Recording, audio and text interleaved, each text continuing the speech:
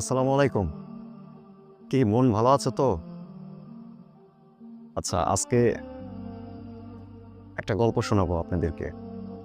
এক চাষি ভবিষ্যতের জন্য কিছু ধান জমা করে রেখেছিল।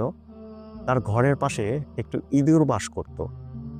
সে দেওয়াল ছিদ্র করে ধান সরাতে শুরু করলো।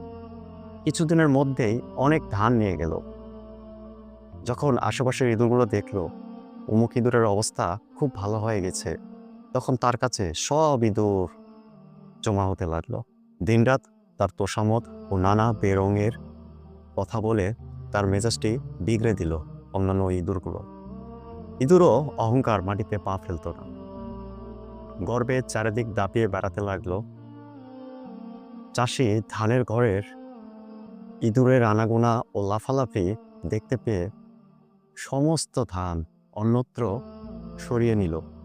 ওদিকে অল্প দিনের মধ্যেই ইঁদুরের ধান শেষ হয়ে গেল।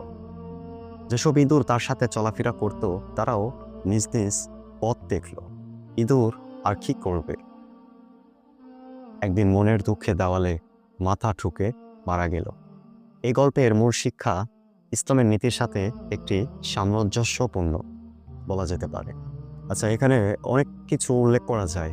প্রথমত, অহংকার ত্যাগ করে বিনয়ী হওয়া, এবং নাম্বার 2 যদি ধরা যায়, সম্পদে মিতব্যয়ী হওয়া, অসৎ সঙ্গ ত্যাগ করা। আর নাম্বার 4 যদি বলি, তাহলে ভবিষ্যতের জন্য সতর্কতা অবলম্বন করা।